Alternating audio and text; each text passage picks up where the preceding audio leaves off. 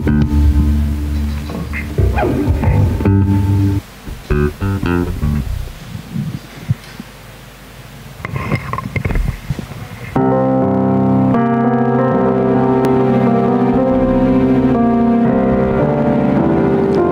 malam jemaat Tuhan yang kekasih dalam Yesus Kristus. Shalom. Kali lagi shalom. Sukacita. Amin. Saya yakin dan percaya semua yang hadir pada hari ini penuh dengan sukacita untuk menyembah Tuhan. Hari ini kita patut bersyukur oleh karena kasih karunia Tuhan Yesus yang luar biasa bagi saya dan saudara, sehingga kita boleh ada di tempat ini untuk boleh memuji dan memuliakan Tuhan. Selamat datang bagi Bapak Ibu Saudara. Kami ucapkan selamat beribadah. Tuhan Yesus memberkati. Apabila ada yang baru pertama kali datang di tempat ini, saya boleh menyapa shalom, hai, apa kabar? Angkat tangannya. Tidak ada, berarti orang lama semuanya, ya puji Tuhan. Mari Bapak Ibu Saudara yang kekasih dalam Yesus Kristus, kita mempersiapkan hati dan pikiran kita. Kita konsentrasikan hati kita untuk benar-benar menyembah Tuhan. Bahwa waktu yang Tuhan berikan bagi kita untuk beribadah sangat berharga, sangat luar biasa bagi kita semua. Kita mengambil saat teduh sejenak. Kita serahkan hati kita. Katakan sama Tuhan, aku siap menyembah-Mu Tuhan. Aku siap memuji Tuhan. Aku siap menerima firman. Ya Tuhan dan Allah kami, Engkau layak menerima pujian dan hormat dan kuasa, sebab Engkau telah menciptakan segala sesuatu, dan oleh karena kehendak-Mu semuanya itu ada dan diciptakan. Hanya Dialah yang layak dipuji dan disembah. Dialah Allah kita yang luar biasa. Dialah Raja di atas segala raja. Oleh sebab itu patutlah kita menyanyikan, memuliakan Dia dari hati kita yang paling dalam. Mari jemaat Tuhan, dari hati kita mengangkat satu pujian, layak dipuji, disembah.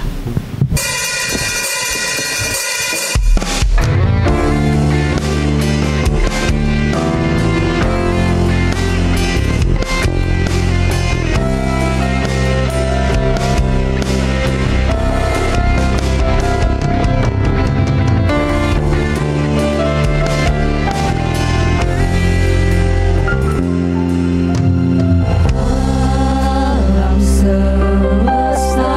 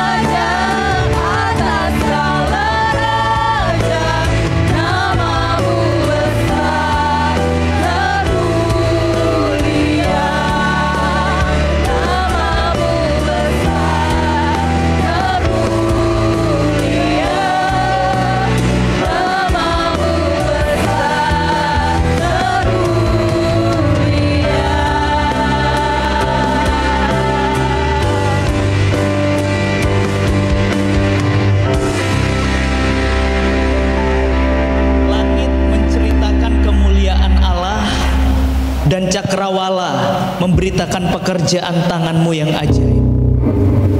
Hari ini kami datang kepada Tuhan, memuji dan memuliakan nama-Mu, sebab Engkau Allah yang layak dipuji dan ditinggikan. Kau memberkati ibadah kami dari awal hingga akhirnya. Kami hanya pertaruhkan ke dalam tangan Tuhan. Dalam nama Tuhan Yesus kami sudah berdoa dan bersyukur. Amin. Amin. Jemaat Tuhan masih tetap berdiri. Saya yakin dan percaya semua masih semangat dan sukacita. Amin. Karena yang hadir pada malam hari ini, saya lihat semua anak-anak muda, rata-rata anak-anak muda jadi penuh dengan semangat. Kita masih tetap memuji Tuhan dengan sukacita, karena Dialah sukacita ada dalam hidup kita. Hanya Dialah yang membuat kita menjadi sukacita. Sukacitaku.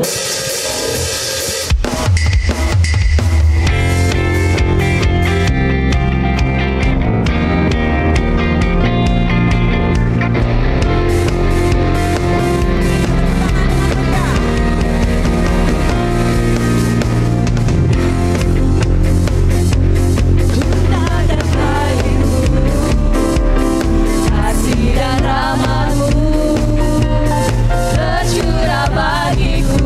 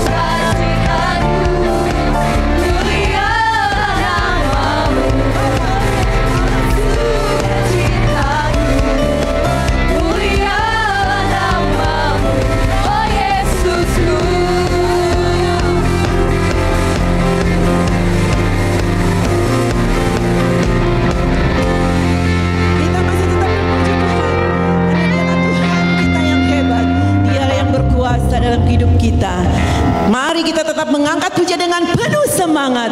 Tuhanku hebat.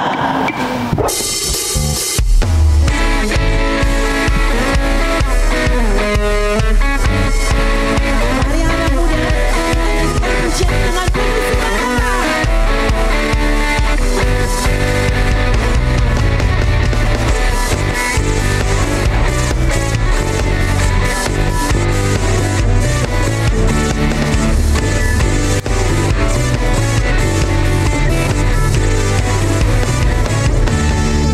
Kau yang hidup di dalamku, menjadikanku lebih dari pemenang. Seluruh bumi tinggikan namamu, menyatakan kebesaran keagunganmu.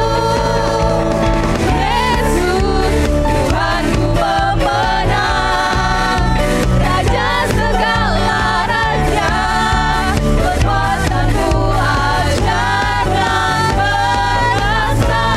Kaulah Tuhanku yang hebat, kuasa iblis dikalahkan, surga bumi bersorak.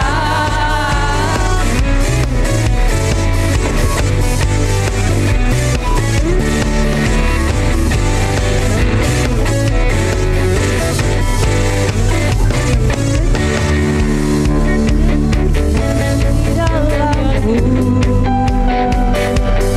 menjadikanku lebih dari pemenang. Seluruh bumi tinggikan namamu, nyatakan kebesaran keagunganmu. Yesus, Tuhanku pemenang, Raja segala raja, kekuatanmu ajaib dan perkasa. Tuhanku yang hebat, kuasa iblis dikalahkan, surga bumi bersorak. Tuhanku pemenang, Raja segala raja, kekuatanmu ajaib dan perkasa. Ya Allah, Tuhanku yang hebat, kuasa iblis dikalahkan, surga bumi bersorak. Kuasa iblis dikalahkan, surga bumi bersorak. Kuasa iblis dikalahkan, surga bumi bersorak.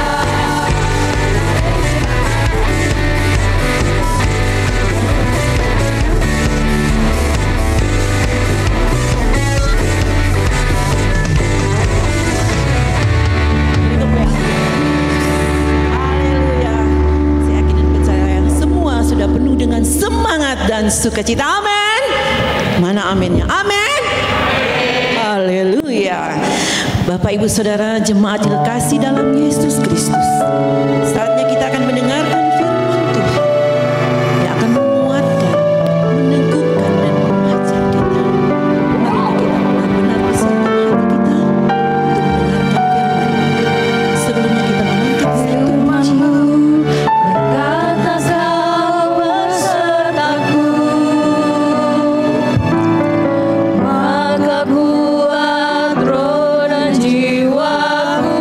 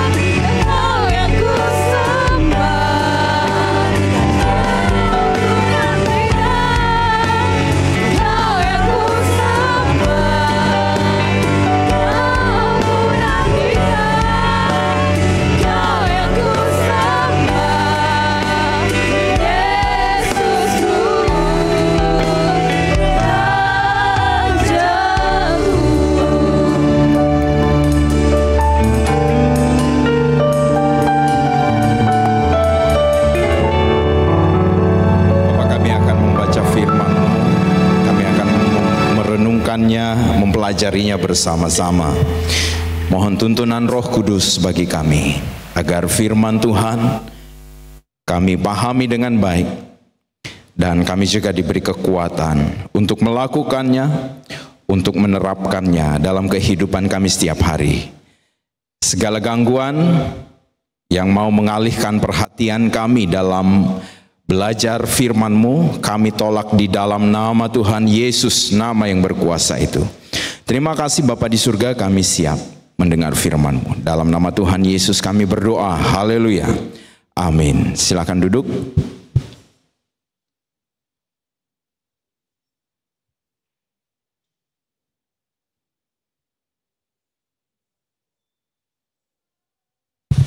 Shalom. Jemaat Tuhan yang terkasih, kita bersyukur di malam hari ini boleh beribadah bersama-sama. Baik Bapak Ibu Saudara, tema firman Tuhan di minggu kedua bulan Juli adalah kita belajar tentang tokoh ya dalam perjanjian baru, yaitu Filipus, pemberita Injil yang mengikuti tuntunan Roh Kudus, ya. Bapak Ibu Saudara, kalau kita lihat di dalam perjanjian baru ada beberapa tokoh yang namanya Filipus disebutkan dalam perjanjian baru. Tetapi secara khusus berkaitan dengan perkembangan kekristenan dari sejarah awal gereja mula-mula, ada dua tokoh, ya. Ada dua tokoh yang cukup berpengaruh dalam perkembangan kekristenan dari sejak kekristenan itu mulai berkembang. Tokoh yang pertama itu Filipus, murid Yesus. Filipus murid Yesus, Bapak Ibu Saudara, salah satu tokoh yang Tuhan Yesus pilih menjadi muridnya, menjadi pengikutnya. Tetapi kisah mengenai Filipus murid Yesus ini tidak banyak, ya. Dia hanya muncul dalam beberapa momen. Misalnya ketika Yesus memberi makan 5.000 orang, nama Filipus muncul di sana. Filipus murid Tuhan Yesus. Lalu yang kedua, Filipus salah satu dari 7 orang yang dipilih untuk melaksanakan pelayanan sosial ketika jemaat atau ketika orang-orang Kristen sudah mulai berkembang, sudah mulai semakin banyak, ya. Lalu dipilihlah 7 orang untuk secara khusus melayani pelayanan sosial. Pelayanan sosial ini memberi bantuan kepada orang-orang yang tidak mampu di zaman itu. Nah, Filipus ini salah satu dari mereka, Bapak Ibu Saudara. Dan kita sering kali menyebutnya sebagai diaken. Ya. Dalam konteks gereja mula-mula dan untuk sekarang di gereja mula-mula itu mereka adalah orang-orang yang dipilih secara khusus, ditugaskan untuk pelayanan sosial. Ada bantuan-bantuan yang disalurkan kepada orang-orang miskin, orang-orang tidak mampu, janda-janda. Para diaken ini, 7 orang ini yang benar-benar memperhatikan bagian itu. Ya. Lalu di dalam kekristenan modern, diaken ini seringkali juga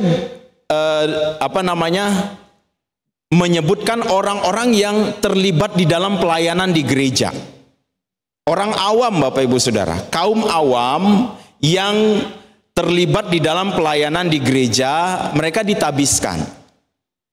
Ya, mungkin seperti BPJ seperti itu. Pengurus-pengurus kelompok doa, pengurus-pengurus kategorial. Orang-orang awam yang ditugaskan untuk berbagai pelayanan di dalam gereja. Nah, Bapak Ibu Saudara yang saya kasih di dalam Tuhan, kalau kita lihat Filipus, diaken yang kita bicarakan pada malam hari ini, dia itu pertama kali muncul ketika dia menjadi salah satu yang terpilih dari 7 orang untuk melayani pelayanan-pelayanan sosial itu. Tetapi menarik, dari seorang diaken menjadi seorang pemberita Injil, ya, itu caranya gimana itu? Kan diaken ketika dia diangkat, mereka khusus untuk memperhatikan orang-orang yang tidak mampu, janda-janda yang ada di jemaat Yerusalem. Kalau mereka membutuhkan sesuatu, maka mereka menyalurkan bantuan kepada orang-orang yang membutuhkan. Tidak ada kaitannya dengan memberitakan firman Tuhan. Nggak ada kaitannya dengan mereka menjadi pemimpin dalam sebuah perkumpulan jemaat. Tetapi Bapak Ibu Saudara, ketika kita membaca tentang Filipus, ternyata sepak terjangnya di dalam penginjilan tuh luar biasa sekali. Nah sekarang nih ceritanya bagaimana dari seorang diaken itu menjadi seorang pemberita Injil. Semua berawal dari kematian Stefanus. Pada waktu Filipus terpilih dengan 6 orang yang lain, keadaan di Yerusalem itu masih cukup kondusif. Semua bisa beribadah dengan baik.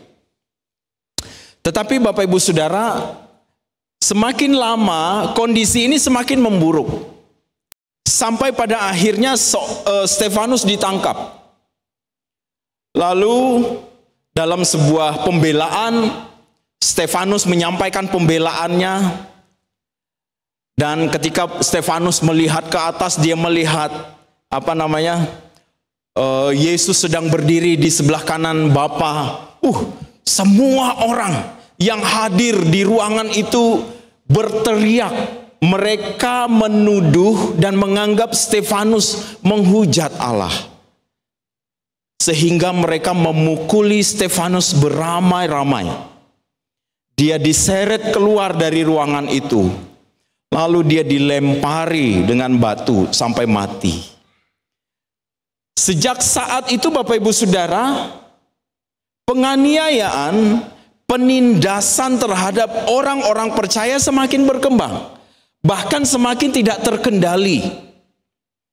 Nah, mereka yang terkumpul dalam jemaat di Yerusalem itu akhirnya berlarian menyelamatkan diri mereka masing-masing. Gak mau mati konyol. Ada peluang untuk melarikan diri, mereka lari. Termasuk Filipus.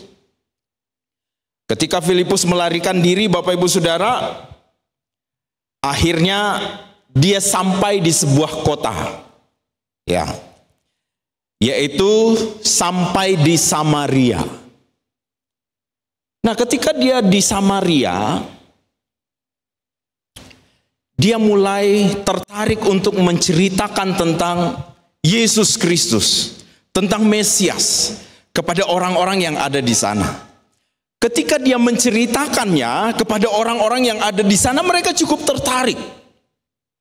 Sangat tertarik dengan apa yang disampaikan oleh Filipus. Nah, Bapak Ibu Saudara, kalau Bapak Ibu Saudara membaca di pasal 8, ya, kalau kita membaca di pasal 8 itu, ketika Filipus ada di Samaria, perkembangannya luar biasa sekali. Sangat-sangat luar biasa. Mari Bapak Ibu Saudara, kita membaca Kisah Para Rasul pasal 8 ayat yang keempat sampai ayat yang ke-8. Kisah Para Rasul pasal 8 ayat 4 sampai 8.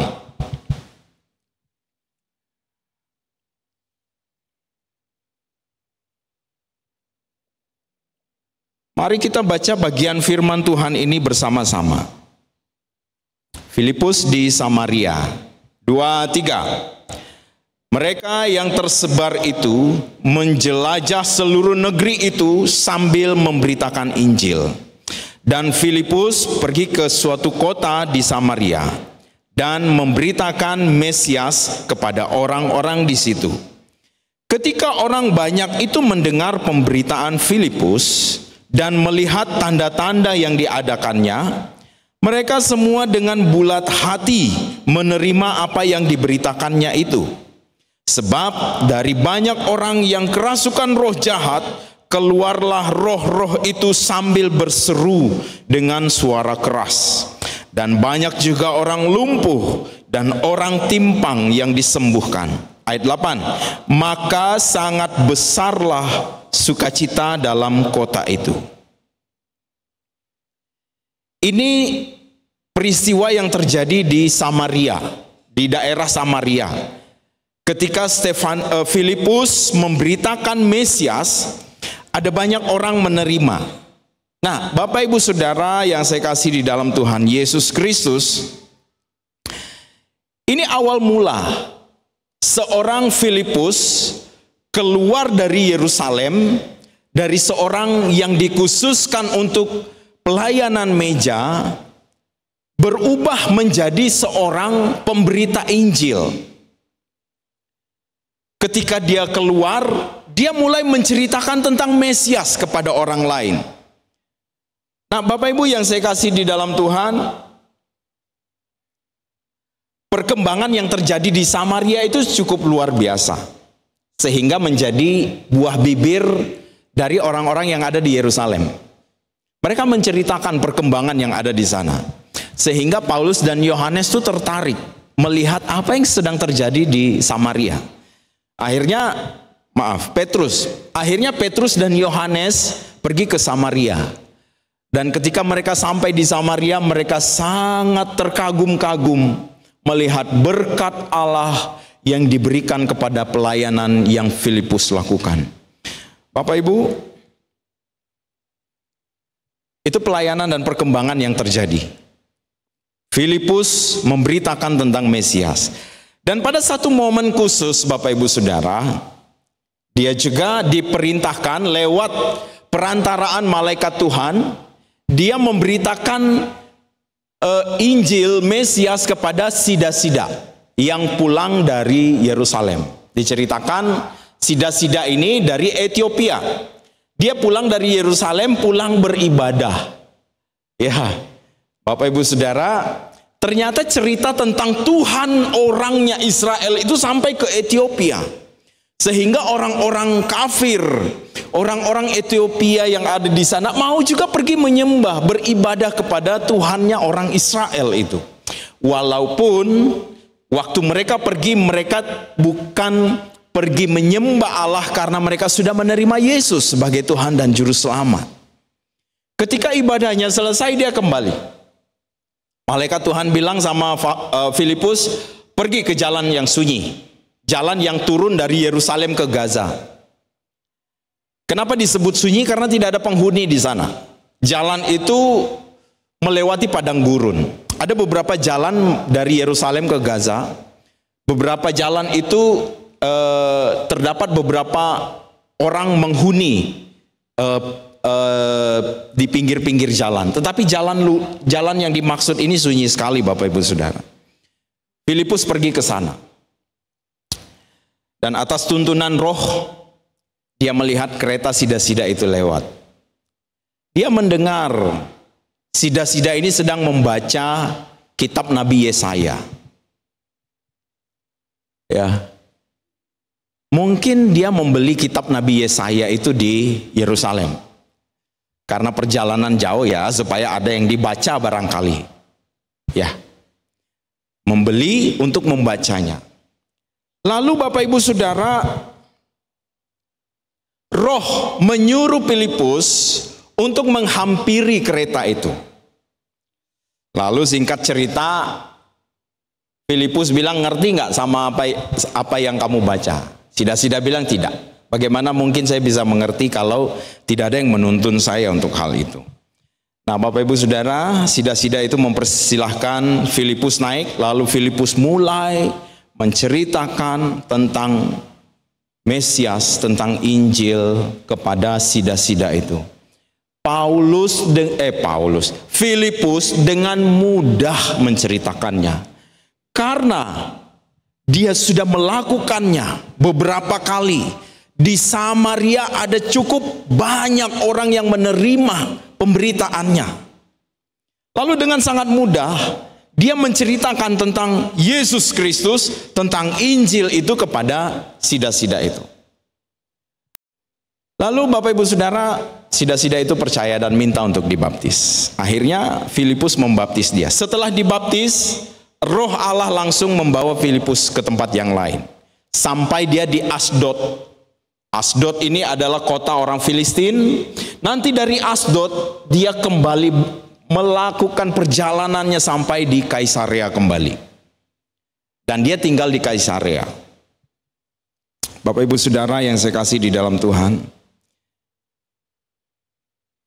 sejak saat itulah seorang diaken, Filipus yang dikenal sebagai diaken, lebih dikenal sebagai Filipus sang pemberita Injil.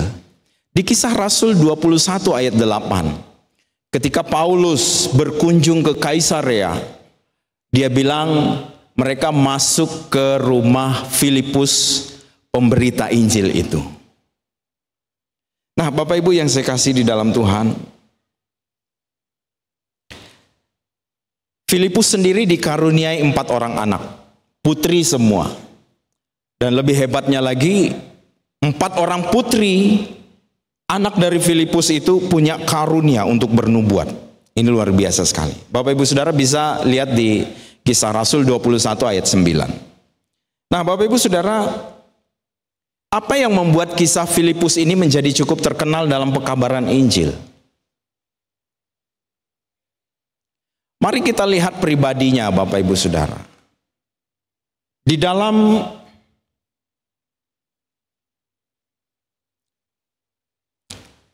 Filipus, ketika kita membaca di dalam Kisah Rasul pasal 6 ayat 3, ketika mereka memilih beberapa orang untuk pelayanan meja, di sana disebutkan bahwa orang-orang yang dipilih itu harus terkenal baik. Yang kedua, mereka harus penuh roh. Dan yang ketiga, mereka harus berhikmat. Filipus salah satu dari mereka yang terkenal baik. Mengapa pribadinya dan kisahnya cukup menarik dan terkenal dalam pekabaran Injil? Bapak Ibu Saudara, kita mulai dari Filipus itu sendiri adalah pribadi yang terkenal baik. Artinya Filipus adalah pribadi yang memiliki reputasi yang baik. Bagaimana bisa membangun sebuah reputasi yang baik di antara banyak orang? Apakah itu dalam waktu singkat Filipus membangunnya?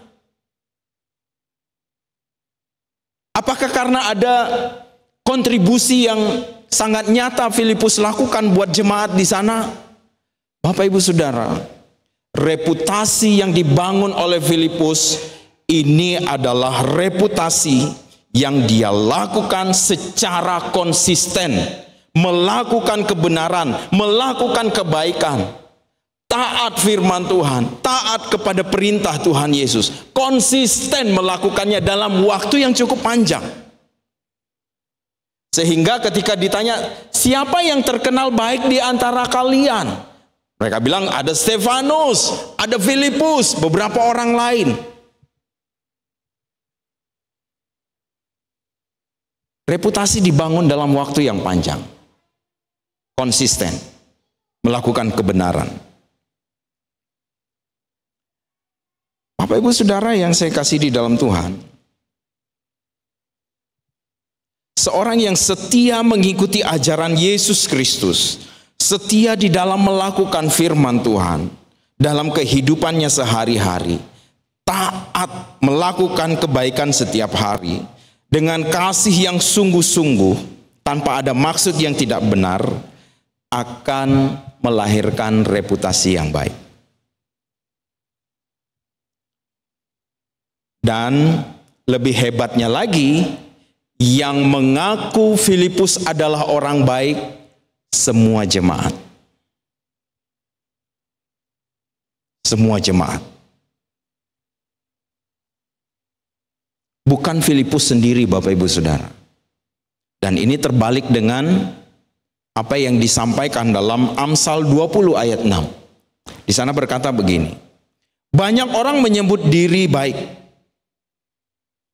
Banyak orang menyebut diri mereka baik. Ya. Tetapi orang yang setia, siapa yang menemukannya? Ada banyak sekali orang mengaku dirinya baik. Tetapi orang yang setia, konsisten. Siapa yang menemukannya? Bapak Ibu Saudara, Filipus adalah pribadi yang terkenal baik. Terus yang berikut,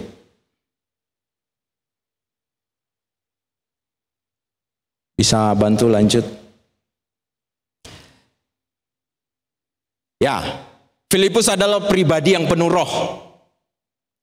Terkenal baik, penuh roh, dan hikmat. Bapak Ibu Saudara, pribadi yang penuh roh. Sekarang kita lihat ini. Dari mana kita dapat mengatakan seseorang itu penuh roh? Alat ukurnya untuk melihatnya tidak ada. Manusia tidak bisa ciptakan. Dan kata penuh roh ini, Bapak Ibu Saudara, seringkali muncul, dan itu seringkali dikaitkan dengan rasul-rasul. Ketika mereka mengajar, ketika mereka menjangkau, ketika mereka memberitakan Injil. Penuh roh ini sekali lagi menunjukkan kekuatan pelayanan mereka. Kekuatan pengajaran mereka. Nah, Bapak Ibu, seorang yang penuh roh atau seseorang yang kehadiran Roh Kudus dalam hidupnya mengendalikan seluruh kehidupannya dapat dilihat melalui beberapa hal. Yang pertama lewat sikap dan tindakannya. Maksudnya apa? Seorang yang penuh roh akan terlihat dalam tindakannya, dalam sikapnya, memiliki hati yang baik, hati yang lemah lembut. Dia seorang yang sabar, dia seorang yang sopan, dia seorang yang taat firman Tuhan, dia seorang yang menjaga kekudusannya, dia seorang yang tunduk kepada pimpinan Roh Kudus. Orang yang penuh dengan Roh Kudus terlihat dari sikapnya, dari tindakannya.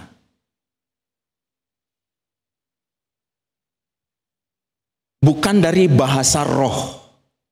Walaupun di dalam Perjanjian Baru, di dalam Kisah Para Rasul, disebutkan orang itu dipenuhi Roh Kudus, dia berbahasa roh. Dan ada 3 kasus yang lain disebut dipenuhi Roh Kudus tapi tidak berbahasa roh. Kalau bahasa roh sebagai tanda seseorang dipenuhi Roh Kudus, nggak usah lihat dia di dalam gereja. Tidak usah perhatikan dia ketika dia sedang beribadah. Lihat dia ketika dia menjalankan usahanya. Lihat dia ketika dia bekerja. Lihat dia ketika dia bergaul di luar. Kalau taat firman Tuhan, sesuai kebenaran firman Tuhan, maka benar apa yang dia tunjukkan di dalam gereja.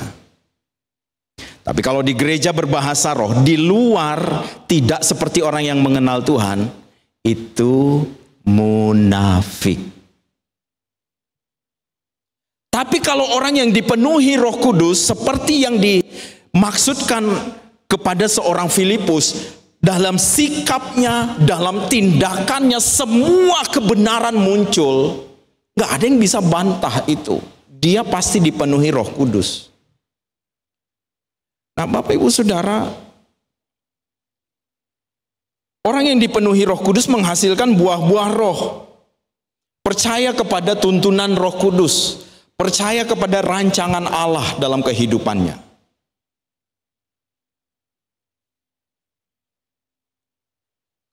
Kemarin di perkawan saya bawa tentang Habakuk. Ketika Habakuk tuh bertanya, mengapa Tuhan memperlihatkan kejahatan? Dan di renungan kami juga di hari Selasa, hari Kamis ya, saya bawa. Di renungan kami di kantor, saya bawa juga. Habakuk bilang, Tuhan, kenapa engkau menunjukkan ketidakadilan ini?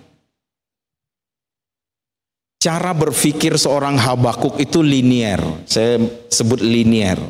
Linier itu kalau ada dosa hukum. Kalau ada orang yang benar, justru orang yang benar harus menghukum orang yang bersalah. Tetapi dalam kasus Habakuk berbeda. Orang Israel, secara khusus kerajaan Yehuda, ditaklukkan, dihantam oleh orang Kasdim yang jauh lebih jahat dari mereka. Pemikiran linier yang sempit membuat kita gagal melihat karya Allah secara global. Nah, Bapak Ibu Saudara, percaya kepada penuh Roh Kudus, percaya kepada rancangan Tuhan, membuat kita melihat Tuhan berkarya secara global. Tidak melihat dari sudut pandang yang sempit. Lalu orang yang dipenuhi Roh Kudus itu terlihat dalam apa? Efektivitas pelayanannya. Perhatikan Filipus, Bapak Ibu Saudara. Filipus ketika dia pergi ke daerah Samaria memberitakan Injil di sana, apa yang terjadi? Banyak orang menerima Injil itu, banyak orang percaya dibaptis. Bukan hanya itu. Yang lain Tuhan malah tambahkan hal-hal ajaib dalam pelayanannya. Orang-orang kerasukan setan dilepaskan. Roh-roh yang merasuk orang-orang keluar. Apalagi orang lumpuh disembuhkan, orang timpang disembuhkan. Ada kuasa membuat pelayanannya lebih efektif. Pelayanan jauh lebih efektif karena apa, Bapak Ibu Saudara? Roh Kudus memberi kuasa dalam pelayanan sehingga lebih kuat. Roh Kudus memberi hikmat kepada setiap pelayannya sehingga dapat mengambil keputusan-keputusan yang baik dalam pelayanan, memastikan bahwa pelayanan ini berjalan sesuai dengan kehendak Tuhan. Ketiga, pelayanan itu bisa efektif karena Roh Kudus memberi keberanian bicara tentang Injil, bicara tentang Mesias. Bagaimana orang bisa mengenal Yesus Kristus kalau kita tidak pernah menceritakannya kepada orang lain? Ada keberanian untuk menceritakan Injil. Terakhir, Roh Kudus memberi, kenapa pelayanan bisa efektif? Karena Roh Kudus memberi karunia-karunia rohani. Bapak Ibu Saudara, tidak mengherankan kalau pelayanan Filipus berkembang sekali di Samaria. Terus Filipus pribadi yang berhikmat. Berhikmat itu apa, Bapak Ibu Saudara? Ketujuh orang yang dipilih itu sama-sama berhikmat semua. Ada kemampuan untuk memahami, memikirkan dengan bijaksana berbagai situasi lalu mengambil keputusan yang tepat.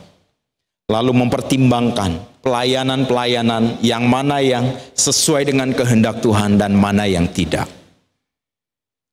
Nah, Bapak Ibu Saudara, ini pribadi Filipus. Sehingga dia menjadi pemberita Injil yang cukup luar biasa. Sekarang kesimpulan buat kita. Pertama, hidup dalam tuntunan Roh Kudus akan menjadikan Anda lebih efektif dalam pekabaran Injil. Filipus menjadi contohnya.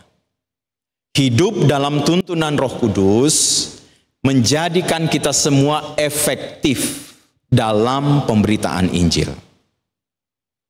2. Kuasa dan karunia akan diberikan ketika Anda melakukan kehendak Tuhan. Filipus pergi ke Samaria memberitakan Injil di sana. Memberitakan Injil itu paling disenangi oleh Tuhan Yesus, oleh Allah. Ketika Filipus melakukannya, Allah menambahkan karunia, menambahkan kuasa dalam pelayanannya. Kuasa dan karunia akan diberikan ketika kita melakukan kehendak Tuhan. Itu udah pasti Bapak Ibu Saudara. Ketiga, pelayanan sosial menjadi pekabar Injil. Tuhan mau pakai siapa saja untuk pekabaran Injil. Bukan hanya orang-orang yang masuk sekolah teologi, mengambil jurusan misiologi, jurusan penginjilan, jurusan-jurusan penginjilan lintas budaya. Tidak. Semua kita, dari latar belakang apapun itu, Tuhan bisa pakai kita. Dan Tuhan mau pakai kita semua. Yang terakhir, sampaikan kebenaran Injil yang telah Anda terima kepada orang lain. Ketika dia duduk bersama dengan sida-sida di dalam kereta, mulailah Filipus menceritakan tentang Yesus Kristus kepada sida-sida itu. Bapak Ibu Saudara, jangan tahan kebenaran itu. Kalau Roh Kudus buka peluang untuk Anda menceritakan tentang Injil, maka lakukan. Yang menarik ketika Filipus membuka pembicaraan dengan sida-sida itu. Apakah Tuhan mengerti apa yang Tuhan baca? Hikmat benar-benar Filipus pakai di sana. Nah, ini menjadi pelajaran bagi kita. Ketika ingin menceritakan tentang Injil kepada orang lain, maka kita harus benar-benar memohon hikmat dari Tuhan supaya memulai pembicaraan itu menarik dan tidak menyinggung. Nanti kalau kita mulai dengan kalimat yang salah, belum kita sampaikan Injil, udah ditolak kita. Ya, udah dijauhi. Nah, oleh karena itu Bapak Ibu Saudara, kenapa kita harus belajar beberapa tokoh di bulan Juli? Karena setelah Yesus Kristus naik, kita sudah merayakan hari Pentakosta. Roh Kudus turun. Dan di bulan ini kita lihat bagaimana sepak terjang dari orang-orang percaya yang dipenuhi oleh Roh Kudus dalam menyebarkan Injil di masa-masa awal gereja. Saya pikir semangat ini harus lahir kembali dalam kehidupan kita sebagai orang Kristen. Apalagi sebagai Bapak Ibu Saudara yang tergabung di dalam Jemaat Gereja Kemah Injil Indonesia Siloam Tarakan. Gereja yang memberi kehidupan. Gereja yang fokus dan tetap konsisten kepada penginjilan. Mari bersama-sama kita arahkan kembali semangat kita untuk menyebarkan Injil kepada orang-orang lain. Nggak usah berharap sama orang-orang yang kita utus. Bapak Ibu Saudara, kita semua harus berupaya juga menceritakannya di lingkungan kita, di tempat kerja kita, dimanapun kita berada. Mari kita berdoa. Bapa di surga, terima kasih buat firman-Mu yang telah kami pelajari bersama-sama. Kisah Filipus sungguh menarik. Dan biarlah kami juga menjadi pribadi yang akan Tuhan pakai dengan luar biasa. Ajar kami untuk taat di dalam melakukan kebenaran firman, konsisten melakukannya. Ajar kami untuk tunduk sepenuhnya kepada pimpinan Roh Kudus. Dan ajar kami untuk selalu meminta hikmat dari Tuhan, untuk menilai, untuk memperhatikan segala peluang-peluang yang ada, lalu mulai memberitakan Injil. Terima kasih, dalam nama Yesus kami berdoa. Haleluya. Amin.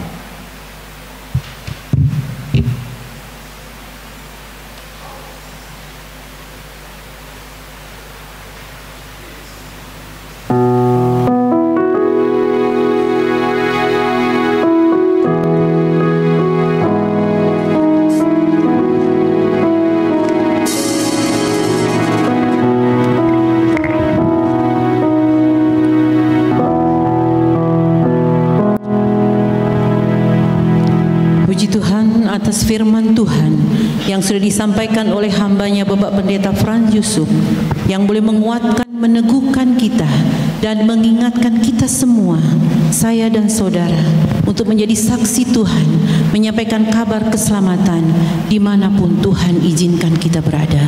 Kiranya Tuhan Yesus memampukan kita untuk mempraktekkan firman Tuhan yang sudah kita dengar bersama-sama. Haleluya. Sebagai ungkapan syukur kita kepada Tuhan, marilah kita memberikan persembahan untuk mendukung pekerjaan Tuhan. Sementara persembahan dijalankan oleh yang bertugas, kita mengangkat satu pujian dari nyanyian kemenangan iman, ke Masyrik, ke Maghrib.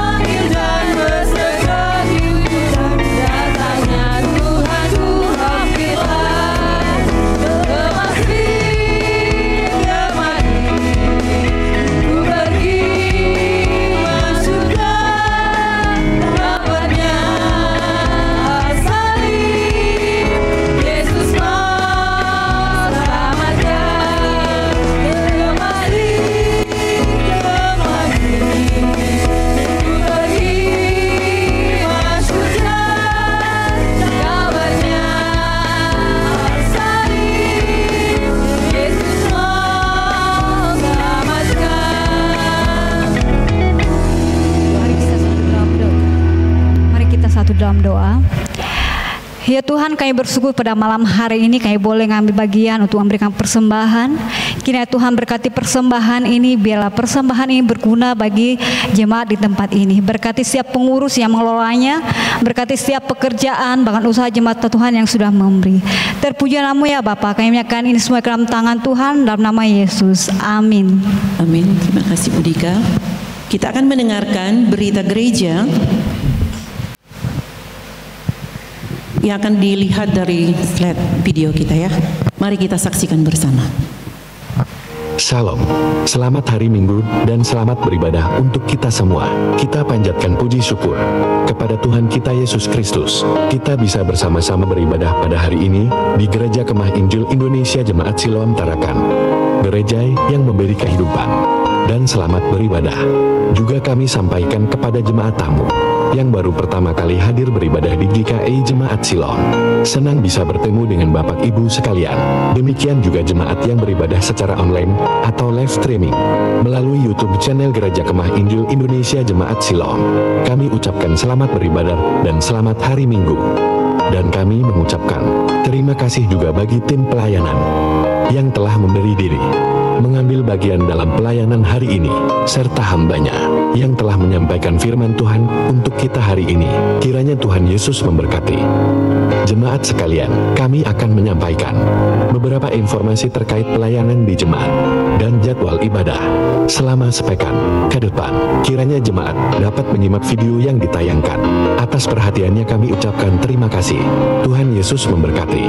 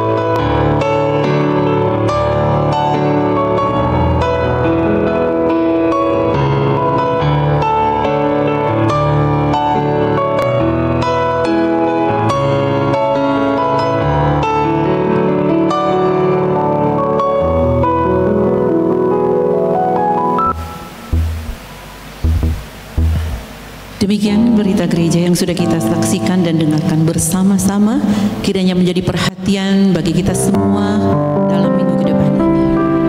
Kita akan pulang ke rumah kita masing-masing, kembali beraktivitas, melakukan kegiatan rutin kita masing-masing dengan tugas pekerjaan pelayanan yang Tuhan berikan bagi kita.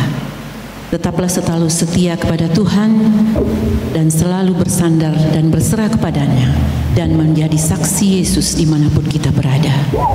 Seperti yang tertulis dalam Kisah Para Rasul, tetapi kamu akan menerima kuasa kalau Roh Kudus turun ke atas kamu, dan kamu akan menjadi saksiku di Yerusalem dan di seluruh Yudea dan Samaria dan sampai ke ujung bumi.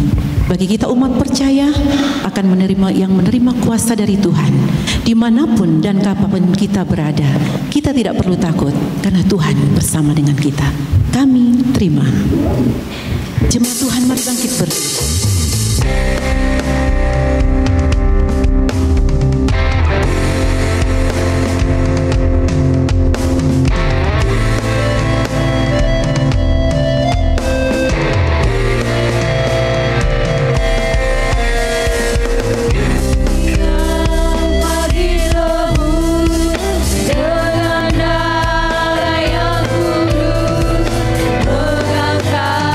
Pujian bagimu.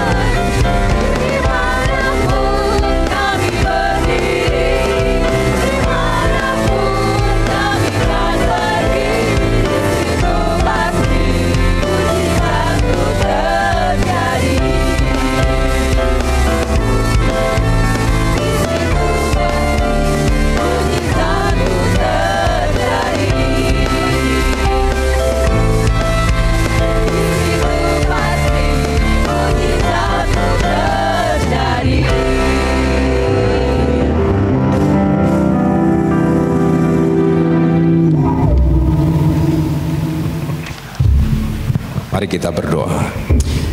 Bapa di surga, kami naikkan syukur kami kepadamu. Ibadah kami boleh terlaksana dengan baik. Segala kemuliaan hanya milik Tuhan saja.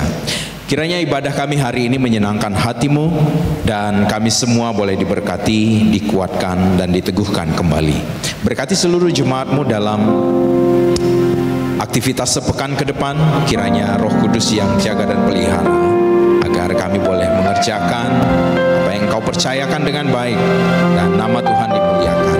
Itu juga untuk anak-anak kami yang akan memulai aktivitas mereka untuk belajar kembali di minggu ini. Kiranya Engkau menolong supaya mereka dengan semangat untuk belajar kembali di sekolah. Terima kasih Bapa di surga. Perjalanan pulang ke rumah masing-masing, mohon Tuhan jaga dan lindungi agar kami semua tiba dengan selamat di rumah dengan selamat. Terpujilah nama-Mu. Jemaat Tuhan, pulanglah. Kiranya damai dan sejahtera dari Allah Bapa, kasih dan anugerah di dalam Tuhan kita Yesus Kristus, pimpinan serta tuntunan Roh Kudus dinyatakan dalam kehidupanmu mulai malam hari ini sampai Yesus Kristus datang untuk yang kedua kalinya, mengangkat kita saleh-salehnya masuk ke dalam kerajaan surga yang kekal. Di dalam nama Tuhan Yesus, Juru Selamat kami yang hidup, kami berdoa. Haleluya.